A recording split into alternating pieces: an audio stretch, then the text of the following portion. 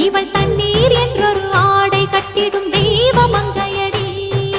தையம் தீயம் தக்கு தீயம் தக்கு தையம் தீயம் தக்கு தீயம் தக்கு தையம் தீயம் தக்கு தீயம் தக்கு தையம்